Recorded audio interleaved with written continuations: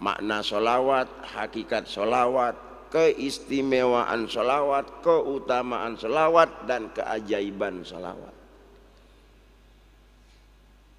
Itu beda-beda semua, keistimewaan, keutamaan, dan keajaiban.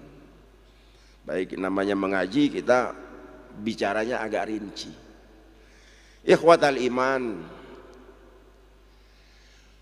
berselawat kepada Rasulullah Sallallahu Alaihi Wasallam ini merupakan salah satu bentuk ketaatan yang luar biasa kepada Allah Subhanahu wa Ta'ala, sekaligus menunjukkan mahabbah kita, rasa cinta kita yang teramat sangat mendalam kepada baginda Rasulullah Sallallahu Alaihi Wasallam. Salawat merupakan amalan yang teramat sangat mulia. Apa yang menyebabkan salawat merupakan amal mulia? Karena salawat adalah amalannya Allah Subhanahu wa Ta'ala beserta para malaikat. Jadi dengan kita berselawat, kita akan menjadi mulia. Kenapa kita menjadi mulia? Karena otomatis dengan berselawat kita mengamalkan amalannya Allah Subhanahu wa Ta'ala beserta para malaikat-malaikatnya. Itu yang bikin kita jadi mulia. Maka itu seakan Allah mengatakan, kalau kalian ingin mendapatkan kemuliaanku, keagunganku, derajat yang tinggi, kedudukan yang tinggi, maka perbanyaklah bersalawat kepada Rasulullah Sallallahu Alaihi Wasallam. Kita sudah familiar sekali kata solawat. Solawat itu yang jelas bahasa apa, Pak? Bahasa Arab. Dalam tata bahasanya itu bentuk mufrad, bentuk tunggal atau jamak. Sholawatun bentuk jamak. Ada yang tahu mufradnya, bentuk tunggalnya apa? Sholatun. Sholatun, sholatani, sholawat. Kalau satu sholawat ya sholatun, dua sholawat sholawatun. Banyak sholawat mulai dari 3 dan seterusnya sholawat. Kayak muslimun kalau 2, muslimani kalau banyak, muslimuna, sama mukminun, mukminani, mukminun. Selawat bentuk jamak, mufradnya tunggalnya sholatun. Sholatun artinya apa? Ayo, kita tadi habis sholat, habis ngapain? Habis berdoa. Maka itu ulama sepakat doa salawat di sini, sholatun di sini artinya doa. Seperti yang dijelaskan oleh Rasulullah SAW dalam sebuah hadis sahih, hadis Abu Hurairah riwayat Imam Muslim radhiyallahu anhuma. Qala Rasulullah SAW, idza du'ikum, atau idza du'iya ahadukum ila ta'amin fal yajib wa in soma fal yusalli. Apabila kalian diundang untuk makan-makan, kata Rasulullah sallallahu alaihi wasallam, maka datangi. Apabila kalian diundang untuk makan-makan suatu acara, maka penuhi undangan itu. Walau kunta shaiman, walaupun engkau dalam keadaan puasa. Kita lagi puasa Senin Kamis, atau puasa Ayyamul Bid, atau sekarang ini puasa Rajab. Ini semua puasa-puasa sunnah. Di tengah puasa tempo-tempo ada yang nawarin makan. Kira-kira kita batalin, kita makan apa kita tahan terusin puasa? Berdasarkan hadis ini batal. Fal yusalli, dan doakan.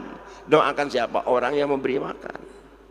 Saya ingat sekali, mungkin Paman Gopar jadi saksi ketika masih ada almarhum waktu di Adzikra Gunung Sindur. Menjelang maghrib datang tamu Ustadz Deden, Ustadz Haji Deden. Tahu kan Ustadz Haji Deden? hafizul Quran, boleh dibilang mufassirul Quran juga. Masya Allah. Ustaz Deden datang beserta temannya, 5 menit mau azan maghrib, ditawarin almarhum murabi makan, langsung makan. Ustaz Deden minum. Temannya ngabarin, "Yo Ustaz Deden, antum kan puasa." Apa kata Ustaz Deden? Menghormati tuan rumah, menghormati yang memberi makan itu pahalanya jauh lebih besar daripada meneruskan puasa sunnah. Subhanallah. Itulah akhlak orang berilmu. Jadi kau tahu ilmunya begitu. Salah satunya berdasarkan hadis ini. Ketika juga saya kaget.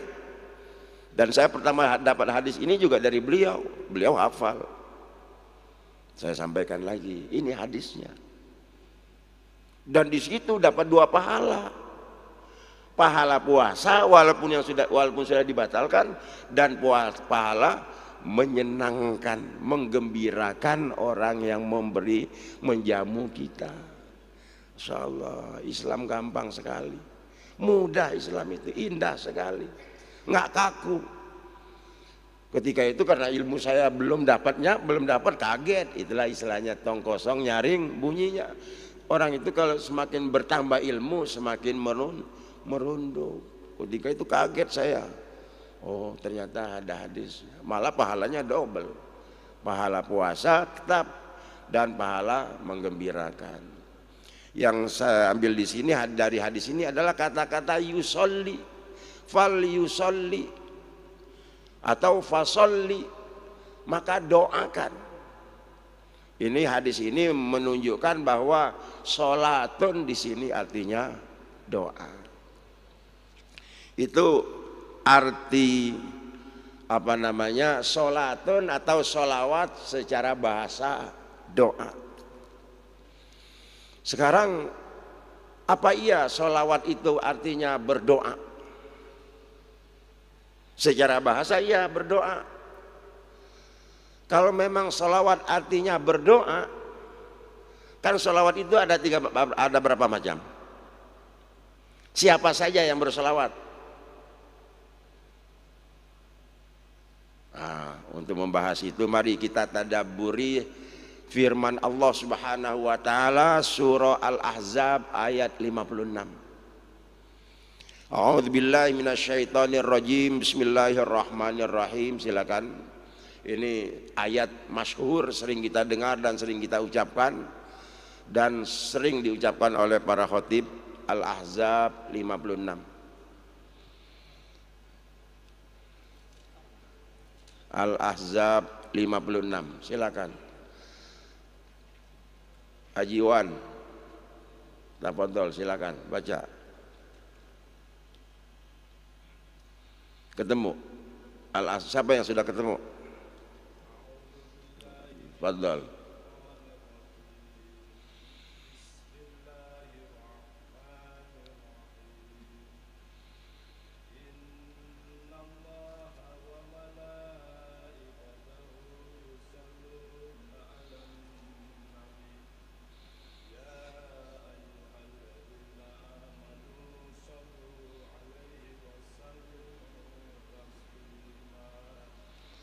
Sadaqallahul azim. Ada yang tahu artinya? Ada terjemahannya di situ. Sesungguhnya Allah dan para malaikatnya bersolawat untuk Nabi. Wahai orang-orang yang beriman, bersolawatlah kamu untuk Nabi dan ucapkanlah salam dengan penuh penghormatan kepadanya. Jazakumullah khair. Itu terjemahannya.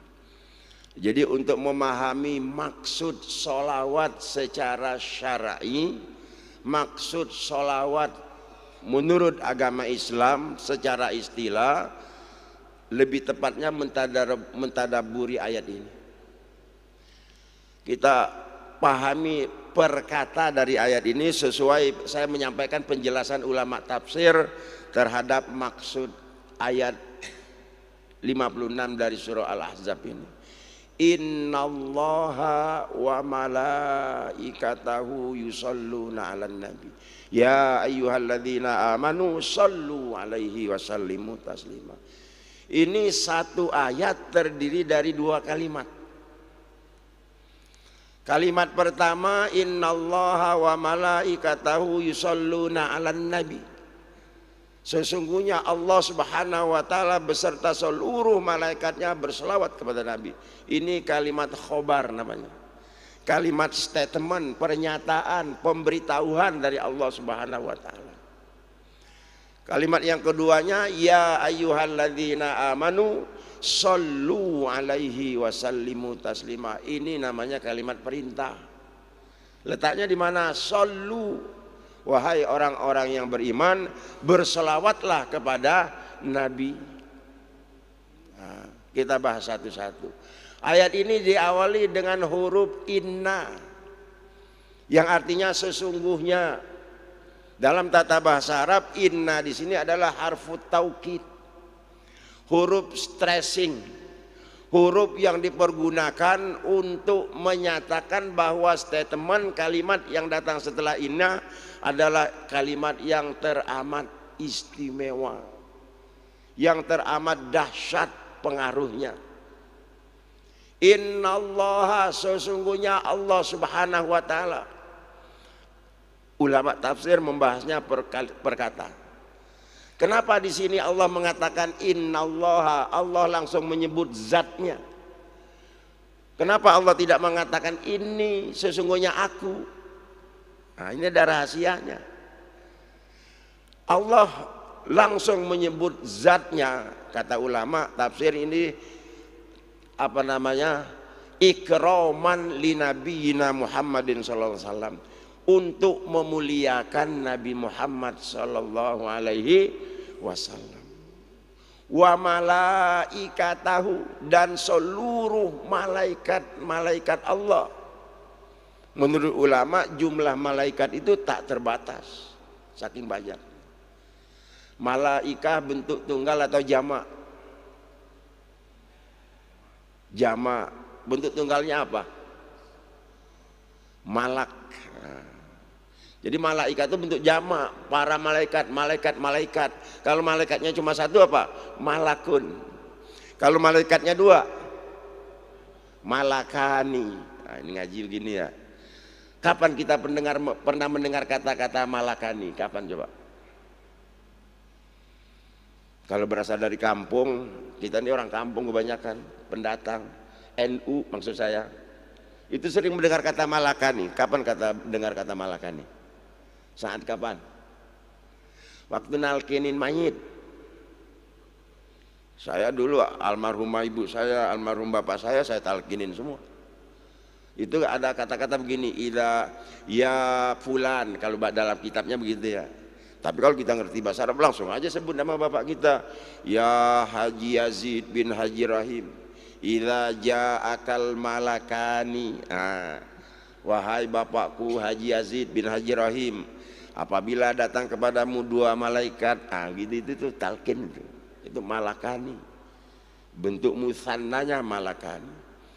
Malaikatuhu yusholluna 'alan nabi. Masya Allah. Saya nggak pernah merinding ketika membaca kata yusholluna. Dahsyat kalau saya pertama kali memahami dari guru saya dulu, ketika guru menjelaskan yusholluna ini merinding. Artinya apa? Saking Allah Subhanahu wa taala ingin mengagungkan, ingin memuliakan, ingin mengangkat derajat Nabi Muhammad sallallahu alaihi wasallam, Allah Subhanahu wa taala sendiri, dan tidak sendiri tapi menyertakan semua malaikatnya. Ngapain? Yusholluna. Yusholluna itu fi'lun mudhari' lil hal wal mustaqbal. Fi'il mudhari' itu artinya pekerjaan yang dikerjakan sekarang dan terus berkelanjutan sampai hari kiamat, bahkan sampai di surga nanti. Artinya apa? Bahwa Allah Subhanahu wa taala beserta seluruh malaikatnya terus menerus berselawat kepada Nabi Muhammad sallallahu alaihi wasallam. Bagaimana tidak mulia Nabi Muhammad sallallahu alaihi wasallam, diselawati oleh Allah dan seluruh malaikatnya terus menerus, nggak henti-hentinya. Maka itu kata ulama, Kalau saja Allah Subhanahu wa taala beserta seluruh malaikatnya enggak henti-hentinya berselawat kepada Nabi Muhammad sallallahu alaihi wasallam, bagaimana dengan kita? Kita lanjut ke ayat ke kalimat yang keduanya. Ya ayyuhalladzina amanu. Kata Allah, wahai orang-orang yang beriman.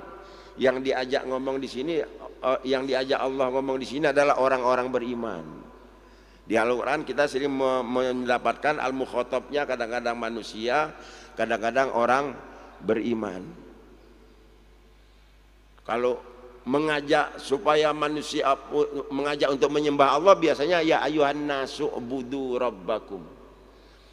Kalau untuk mengajak menyembah Allah, menyampaikannya kepada seluruh manusia. Karena pada dasarnya satu-satunya Tuhan yang pantas disembah, satu-satunya Tuhan yang pantas menyelamatkan manusia hanya Allah Subhanahu wa taala. Tapi ketika Allah memerintahkan kita untuk bersolawat, yang diperintahkan orang-orang beriman. Ya ayyuhalladzina amanu sallu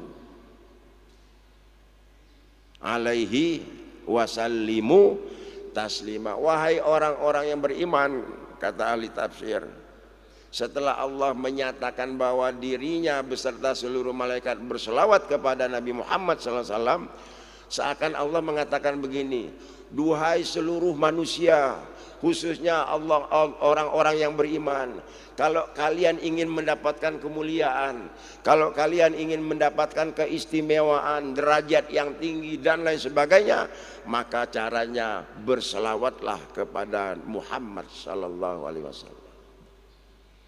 Dari mana kita tahu bahwa kan di ayat ini nggak disebutin nggak kata Muhammad? Nggak ada. Tapi kenapa yang disebut di sini, yang dimaksud di sini adalah Muhammad? Yang dimaksud Nabi di sini adalah Muhammad. Kan Allah cuma mengatakan sallu alaihi wasallimu taslima. Berselawatlah kepada ya ayyuhalladzina amanu sallu alaihi wasallimu taslima. Yang dimaksud Nabi di sini adalah Muhammad sallallahu alaihi wasallam. Jamaah yang dimuliakan Allah Subhanahu wa taala.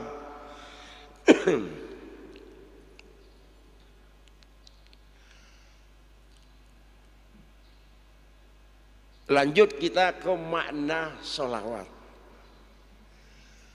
Setelah kita pahami perkata tadi, berhuruf tadi, perkata tadi, sekarang kita makna sholawat.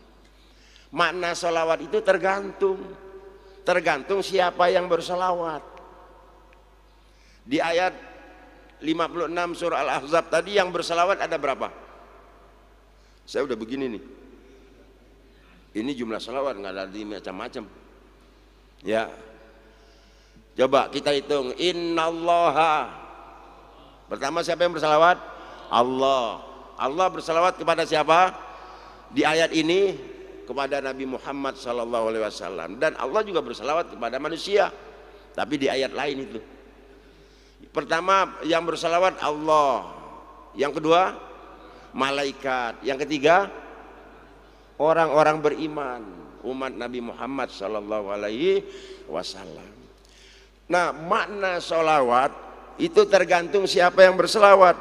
Kalau yang berselawat itu Allah Subhanahu wa taala, ini saya ambil langsung dari kitab kuning, judulnya Afdhalus Sholawat ala Sayyidis Sadat. Disebutkan di sini as-salatu minallah.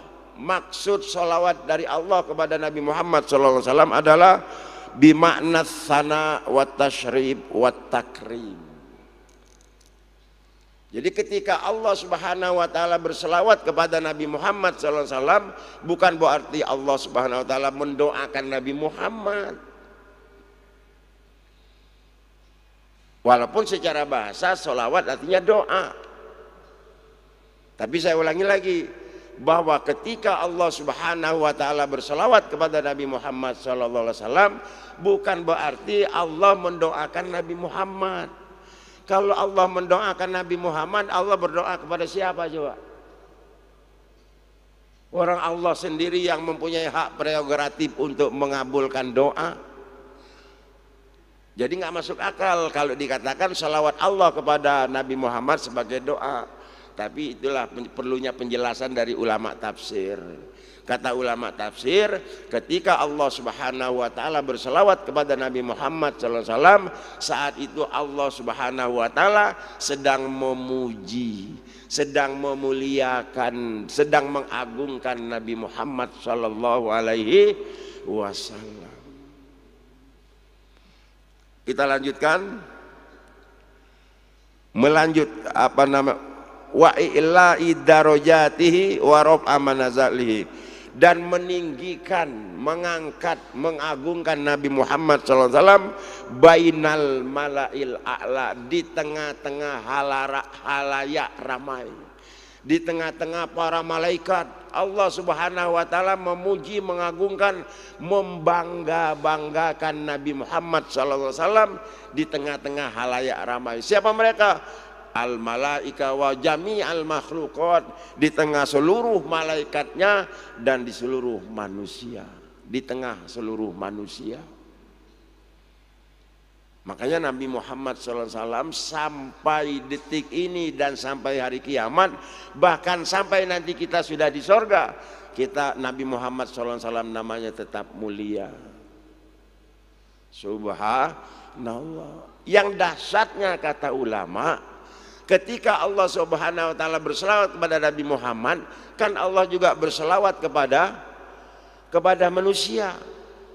Sebagaimana halnya Allah berselawat kepada Nabi Muhammad, maksudnya adalah Allah memuji, Allah mengagungkan, Allah memuliakan, Allah membanggakan Nabi Muhammad. Maka kalau kita berselawat kepada Nabi Muhammad SAW, berarti Allah, balasannya Allah akan memuliakan kita, Allah akan mengagungkan kita, Allah Subhanahu wa taala akan mengangkat derajat kita. Subhanallah. Dalilnya jelas, hadis sahih, hadis Anas bin Malik, riwayat Muslim. Apa kata Rasulullah? Man shalla alayya sholatan sallallahu alaihi asyran.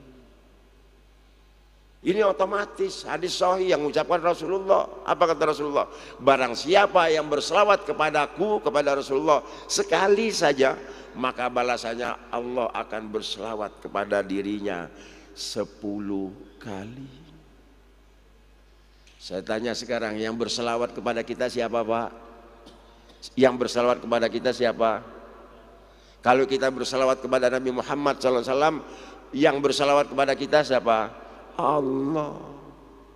Subhanallah. Kita didoakan oleh Allah. Artinya Allah memuji kita, mengangkat derajat kita. Dan masalahnya bukan 10 kalinya. Sekali saja Allah berselawat kepada kita, beres.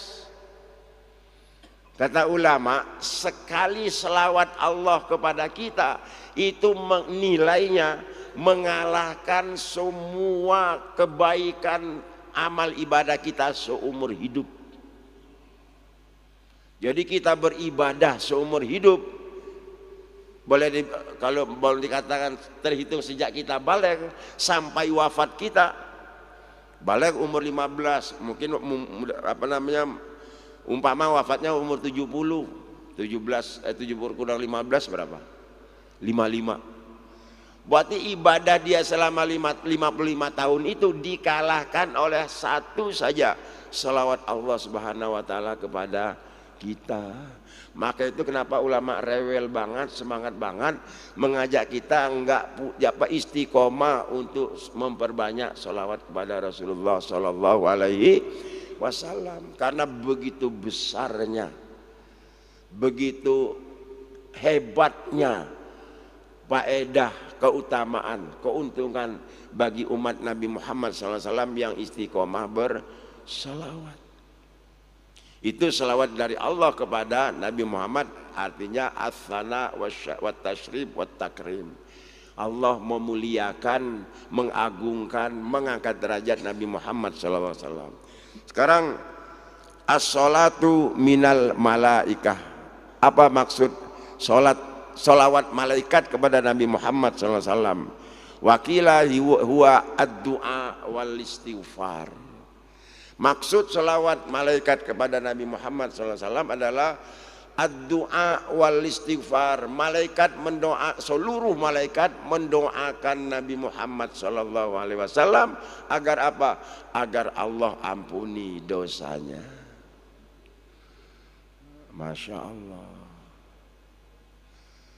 Maka itu langsung kepada makna salawat yang ketiga, salawat dari kita kepada Nabi Muhammad. Artinya apa? Salawat kita kepada Nabi Muhammad SAW bukan kita mendoakan Nabi Muhammad.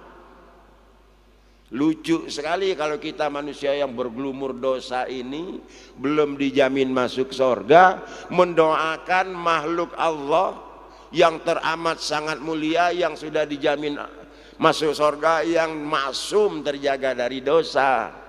Nggak mungkin. Maka kata ulama, pada hakikatnya ketika kita berselawat kepada Nabi Muhammad SAW, maka keuntungan daripada berselawat itu balik kepada kita sendiri. Karena di sini dikatakan as-salatu minan nas ila Muhammadin sallallahu alaihi wasallam. Salawat dari manusia, dari umat Nabi Muhammad kepada Nabi Muhammad SAW adalah takziman, mengagungkan, wa ikraman, memuliakan Nabi Muhammad. Jadi makna salawat kita kepada Nabi Muhammad sebetulnya kita sedang memuji dan mengagungkan Nabi Muhammad SAW. Nah, Nabi Muhammad mamlu'un bit ta'zim wal rahmah. Nabi Muhammad SAW sudah penuh, sudah diliputi dengan kemuliaan yang diberikan oleh Allah. Apalah artinya doa kita untuk Nabi Muhammad? Apalah kita artinya sanjungan kita kepada Nabi Muhammad? Nggak ada artinya sama sekali bagi Nabi Muhammad. Justru berarti bagi kita sendiri. Jadi kemuliaan-kemuliaan yang kita doakan untuk Nabi Muhammad pada dasarnya kembali kepada kita yang berselawat. Dengan kata lain, ketika kita berselawat kepada Nabi Muhammad SAW, sesungguhnya pada saat itu kita sedang berdoa kepada Allah Subhanahu wa Ta'ala biwasilati Muhammadin sallallahu alaihi wasallam. Kita berdoa kepada Allah dengan wasilah Nabi Muhammad sallallahu alaihi wasallam. Maka ulama bersepakat doa yang paling dahsyat, doa yang paling efektif, doa yang paling hebat itu adalah doa dengan cara bersolawat. Bahkan dikatakan mana yang lebih abdol, bersolawat atau istighfar. Dalam hadis agak panjang, sahabat Ubay bin Ka'ab, suatu hari beliau menghadap Rasulullah SAW. Ya Rasul, kata sahabat Ka'ab bin radhiyallahu anhu, saya sudah terbiasa berselawat kepadamu dan berzikir-zikir yang lain-lainnya. Sekarang saya mau bertanya, ya Rasul, berapa banyak yang harus saya alokasikan, berapa banyak waktu yang harus saya alokasikan untuk berselawat kepadamu? Apakah ar-rub'u, apakah seperempatnya? Apa jawab Rasulullah? Bagus, tapi kalau kau tambah lebih bagus lagi. Bagaimana kalau setengahnya ya Rasul? Setengah dari zikir saya buat selawat saja. Bagus, kata Rasulullah. Tapi kalau kau tambah lagi, lebih bagus lagi. Bagaimana kalau 3/4-nya, 75%-nya saya pakai untuk berselawat saja Rasulullah, sisanya zikir yang lain? Bagus, tapi kalau kau tambah lagi, lebih bagus lagi. Kalau begitu ya Rasul, bagaimana kalau seluruh doa dan zikir saya ganti hanya dengan berselawat? Perhatikan apa jawab Rasulullah. Dengan engkau ganti semua zikir dan doamu dengan hanya berselawat, maka Allah ampuni segala dosa-dosamu dan Allah penuhi segala kebutuhan-kebutuhan. Subhanallah. Itulah dahsyatnya bersalawat kepada Rasulullah sallallahu alaihi wasallam. Baik, sebelum dilanjutkan, ini pembahasan selawat panjang, semakin panjang insya Allah semakin semangat kita berselawat. Sebelumnya mungkin mau ada pertanyaan, mohon maaf sambil minum. Bismillah.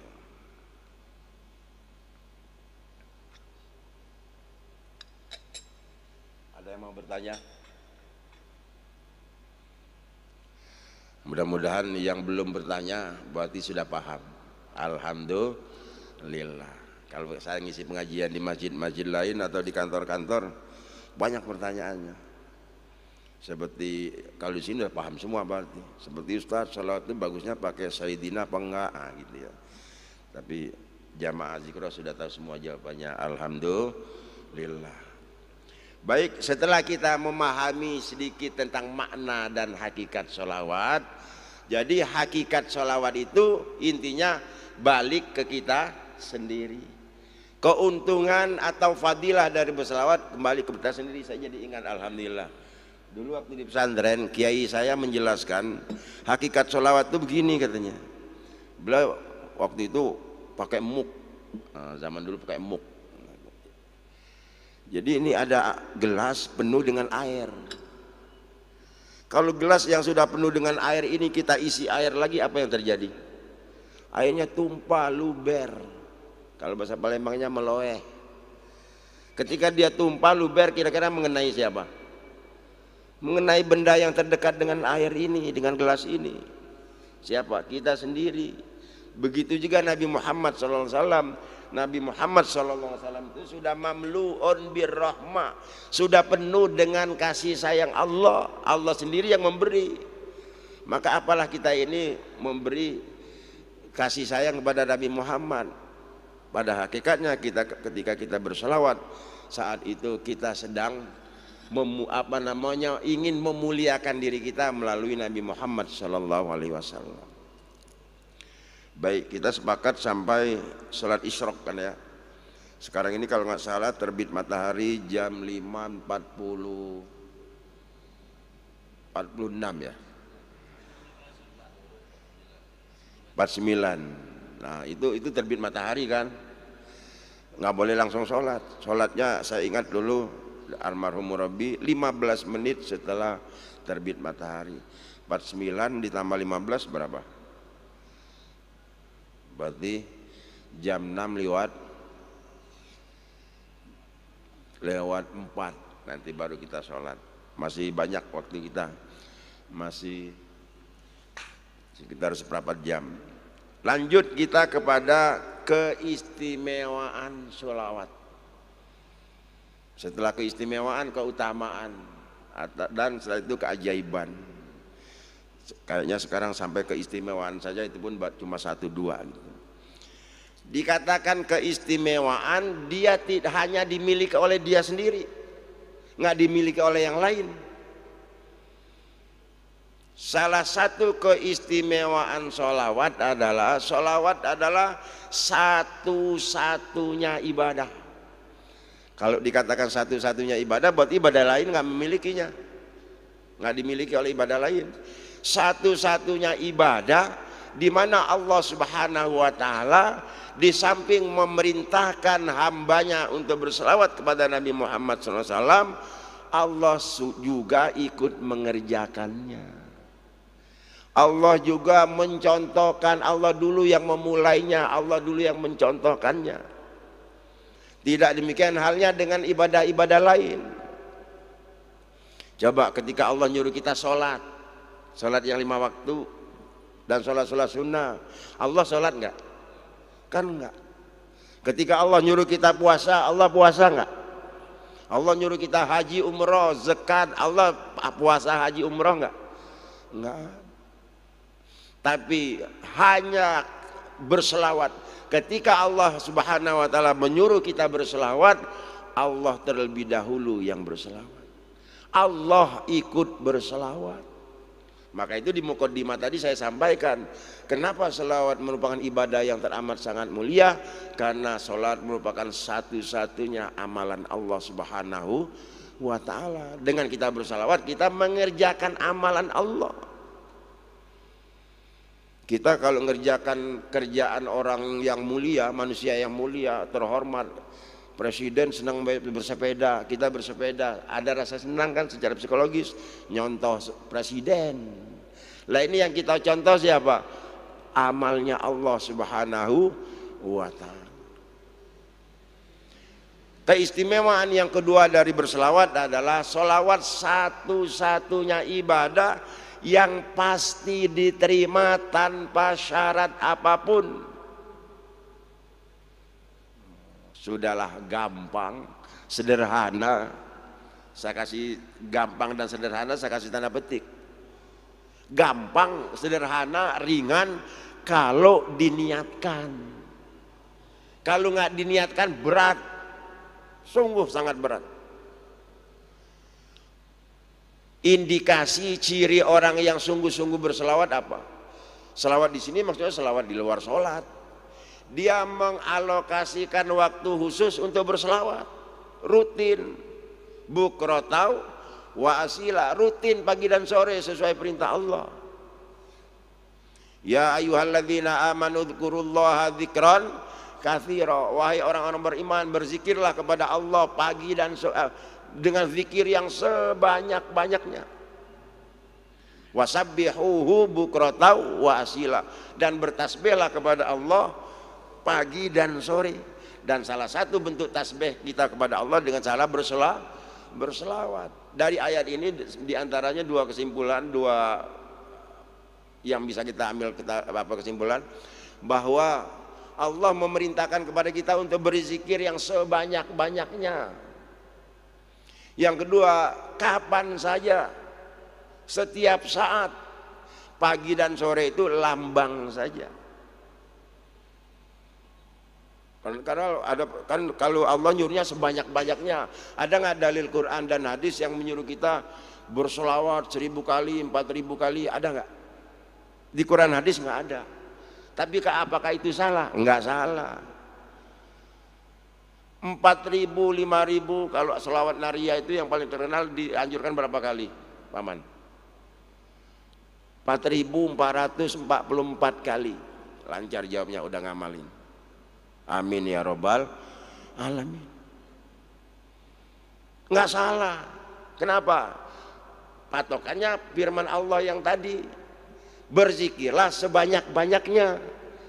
Karena Allah Subhanahu wa Ta'ala memerintahkan kita untuk berzikir sebanyak-banyaknya, ulama atau para aulia berijtihad, rekayasa positif, supaya jumlah zikirnya maksimal, maka ditarget berapapun itu, 100 ribu. Secara psikologis kalau kita zikir ditarget, kita belum berhenti sebelum sampai, misalnya targetnya berapa nih, mau selawat nih 100 kali. Selawat Ibrahimiyah itu Pak, kalau baca tenang itu 25 menit 100 kali itu. Allahumma sholli ala Muhammad wa ala ali Muhammad kama shallaita ala Ibrahim wa ala ali Ibrahim innaka Hamidum Majid. Allahumma barik ala Muhammad wa ala ali Muhammad kama barakta ala Ibrahim wa ala ali Ibrahim innaka Hamidum Majid. Itu nanti kita lapas yang benar yang mana. Terus pada saat selawat kita harus bagaimana? Apalagi nikmatnya selawat itu Pak, puncaknya itu kalau pas malam Jumat dan hari Jumat. Karena selawat kita di malam dan hari Jumat itu langsung disampaikan pada Rasulullah, langsung Rasulullah yang terima. Kalau di lain hari Jumat melalui malaikat Jibril. Kalau kita sambil berselawat seakan-akan Rasulullah di depan kita, Masya Allah. Makanya kalau orang ziarah kubur makam Rasulullah itu salawatnya langsung as-salatu wassalamu alaika ya Rasulullah, salawat dan salam kepadamu ya Rasulullah. Itu ketika di depan makam Rasulullah itu as-salatu wassalamu alaika, seakan Rasulullah di depan kita. Walaupun jasadnya sudah wafat, tapi ingatlah kata Allah, Rasulullah sebenarnya masih hidup. Wala taqulu liman yuqtalu fi sabilillahi amwat bal ahya. Jangan bilang para wali Allah itu mati, semuanya hidup di sisi Allah Subhanahu wa Ta'ala. Nah, anjuran untuk berselawat langsung kepada Rasulullah, alaika itu kepadamu, itu di samping ketika di depan makam Rasulullah, juga pada malam Jumat dan hari Jumat, karena waktu itu Rasulullah tanpa syarat apapun. Berselawat dengan riya juga nggak apa-apa, berselawat dengan lalai nggak paham juga nggak apa-apa, dan nggak ada syarat harus ada gurunya, nggak perlu murabbi, nggak perlu mursyid, nggak perlu ijazah, karena murabbinya, gurunya selawat langsung Allah Subhanahu wa ta'ala. Pasti diterima. Salah-salah tetap diterima. Kalau sholat ada kemungkinan berpotensi ditolaknya karena mungkin rukun dan syaratnya kurang. Tapi kalau selawat, untuk lebih jelasnya saya baca ini pendapat ulama. Wa anna jami'al a'mali minhal maqbul wa minhal mardud. Kata ulama, semua amal ibadah kita ini berpotensi ditolak dan diterima. Diterima kalau sesuai rukun dan syarat, diterima kalau ikhlas dan lain-lain sebagainya. Tapi kalau sebaliknya tidak ikhlas, rukun syaratnya ngacau dan lain sebagainya, maka ditolak. Itu ibadah-ibadah yang lain. Illas sholata ala Nabi sallallahu alaihi wasallam, kecuali ibadah salawat kepada Nabi Muhammad sallallahu alaihi wasallam. Mau diucapkan model apa juga, kapan saja tetap diterima. Fa innaha maqtu'un biqabuliha, maka pasti diterima. Ikraman lahu sallallahu alaihi wasallam. Kenapa Allah mengatakan bahwa dengan berselawat pasti diterima? Dalam rangka lagi-lagi menghormati Nabi Muhammad sallallahu alaihi wasallam. Wa hadza ittifaqul ulama, dan ini kesepakatan semua ulama. Ulama semua sepakat bahwa salawat satu-satunya ibadah yang pasti diterima Allah Subhanahu wa taala. Adimis sholata ala Muhammadin sallallahu alaihi wasallam. Biasakan istiqomah memperbanyak salawat kepada Nabi Muhammad sallallahu alaihi wasallam. Faqabuluha hatman bi ghairi taraddudin, dan pasti diterima, enggak diragukan lagi. A'maluna bainal qabul, adapun amal-amal kita yang lain ada yang berpotensi ditolak dan diterima. Yang kedua, ikhlas atau tidak ikhlas tetap diterima. Riya sambil tidak ikhlas saja diterima, apalagi kalau ikhlas. Hanya kata ulama beda kualitas pahalanya. Sebagaimana halnya kalau kita berselawat paham dan nggak paham, kedua-duanya tetap diterima. Hanya saja berselawat dengan memahami pahalanya jauh lebih besar daripada tidak paham. Di mana saja bisa berselawat, di masjid bisa, di luar masjid bisa, lagi ngapain saja, lagi nyetir, lagi bawa mobil, lagi nyetir motor mobil, lagi di sawah, lagi sambil masak, masya Allah. Makanya orang yang biasa berdoa, berselawat, nyetirnya anteng. Apa yang membuat dia anteng? Kalau lagi nyetir kecelakaan diambil Allah, lagi berselawat. Manfaat nyata-nyata dari kita berselawat sambil nyetir motor, mobil, begitu di jalan kena lampu merah perapatan, lagi berselawat nih, apalagi di rumah sudah punya wudu. Begitu kan kita nggak mungkin ngeliat ke depan mulu gitu kan, kita nengok ke kiri ada sesuatu yang nggak pantas dilihat, kira-kira nerusin nggak ngelihatnya? Malu sama selawatnya, malu sama wudunya. Berarti wudhu kita Pak, makanya dulu almarhum Rabbi sangat menganjurkan untuk dawamul wudhu, menjaga wudhu terus dalam keadaan wudhu, batal wudhu. Itu diantaranya ngerem kita untuk maksiat. Kalau kita lagi punya wudhu di jalan ketemu yang tidak pantas dilihat, kan malu sama wudhu kita. Apalagi sambil selawat, malu sama mulut kita berselawat. Untuk ghibah, fitnah, malu sama mulut kita untuk berselawat. Dan paham tidak paham, salah seorang waliullah al-fawaid al-mukhtarah Syekh Abdul Wahab Asy-Sya'rani dalam kitab al-fawaid al-mukhtarah, beliau bermimpi Rasulullah sallallahu alaihi wasallam. Ra'aitu sayyidal alimin sallallahu alaihi wasallam, saya bermimpi bertemu dengan Rasulullah sallallahu alaihi wasallam. Dan dalam mimpinya itu Saya bertanya kepada Rasulullah, hal dzalika liman hadiral qalb, wahai Rasulullah, apakah berselawat itu harus khusyuk, dengan hati yang khusyuk? Apa kata Rasulullah? La bal qala la bal huwa likulli musallin alayya walau ghafilan. Berselawat kepadaku tidak harus khusyuk, dalam keadaan bagaimanapun, walaupun dalam keadaan ghafil, lalai, tetap diterima dan tidak perlu ijazah, karena ijazahnya langsung Allah Subhanahu wa ta'ala. Masya Allah. Waktu tinggal 1 menit, mungkin ada yang mau bertanya, silakan. Waalaikumsalam warahmatullahi wabarakatuh.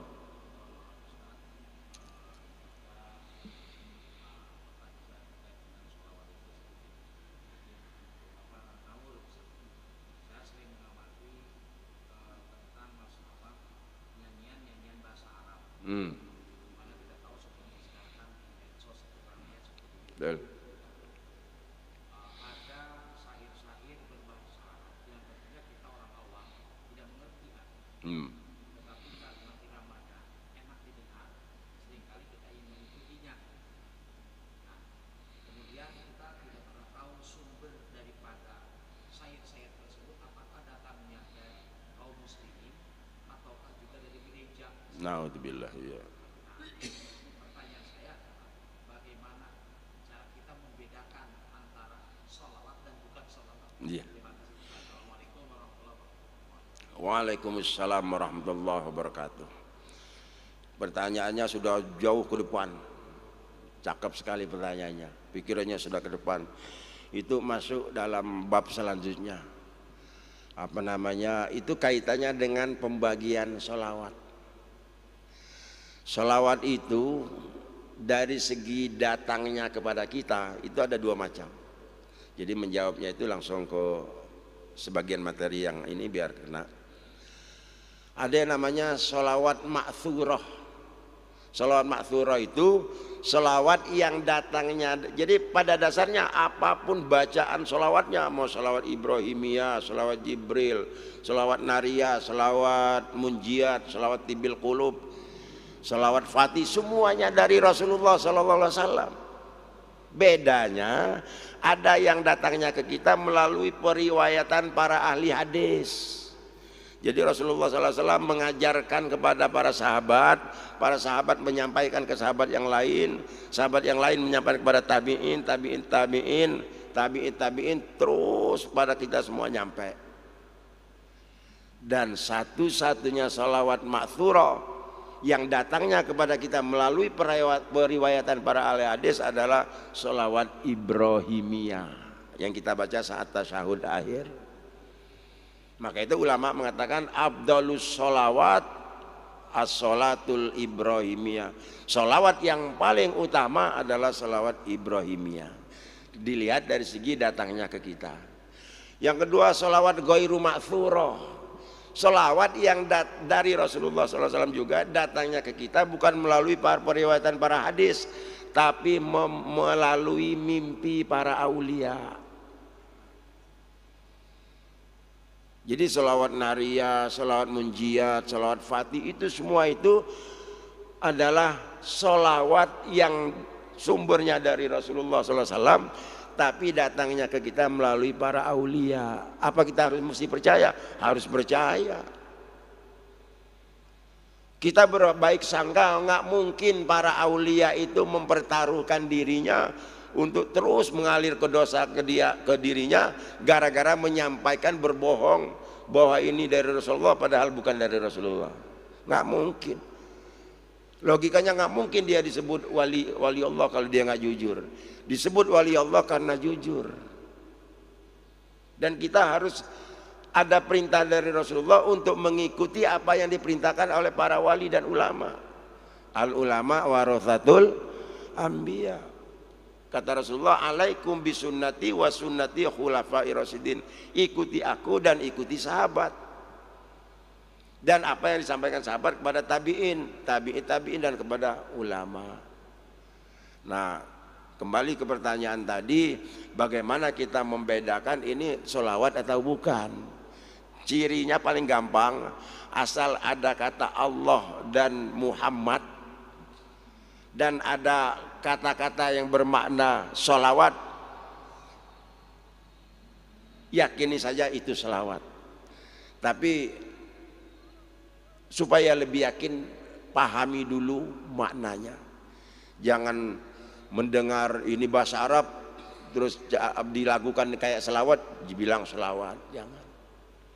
Saya jadi ingat waktu di pesantren dulu, kata guru saya, kalau kalian belum bisa berdoa, kan di Azikro juga diajarin, itu ada namanya pelajaran di pesantren namanya mutola'ah, cara membaca.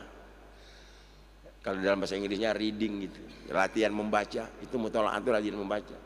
Itu mutola'ah, kalau kalian nggak hafal doa berbahasa Arab, udah aja bacain itu mutola'ah.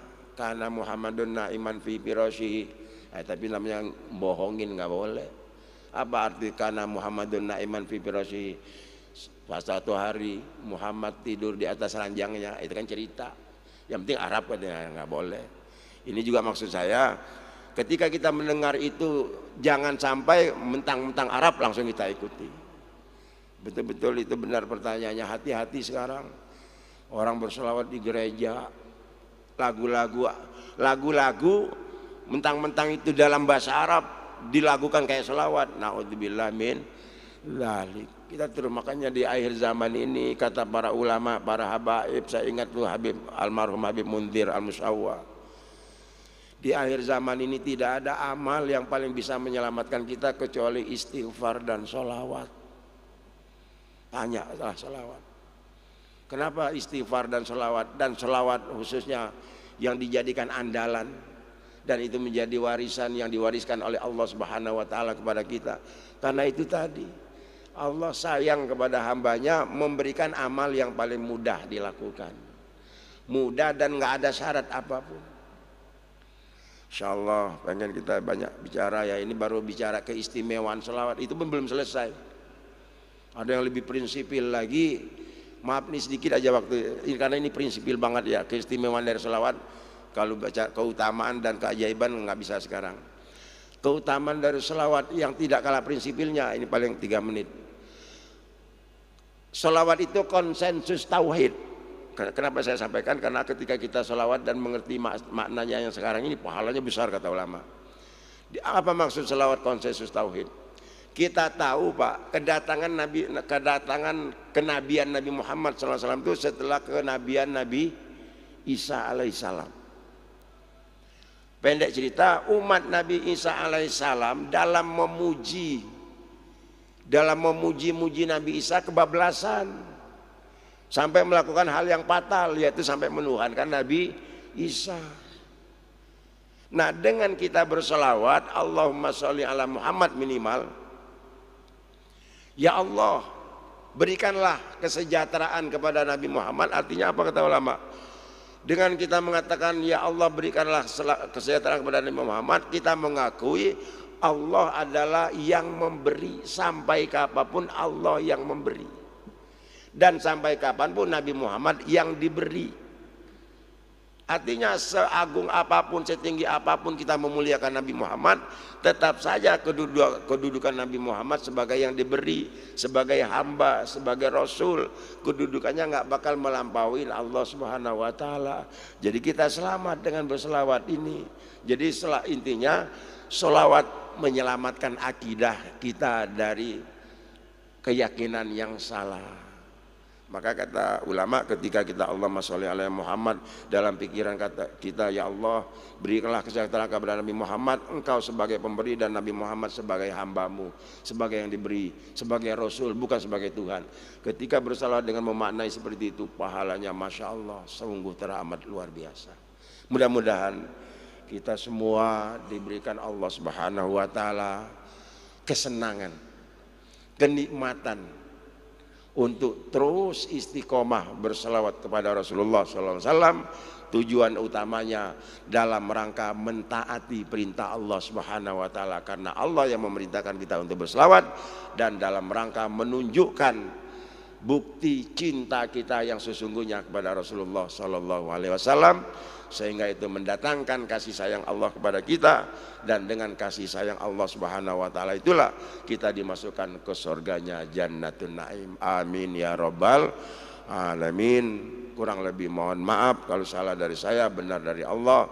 Mudah-mudahan bermanfaat. Kita tutup dengan kafaratul majlis. Subhanakallahumma wa bihamdika asyhadu an la ilaha illa anta astaghfiruka wa atubu ilaik. Assalamualaikum warahmatullahi taala wabarakatuh.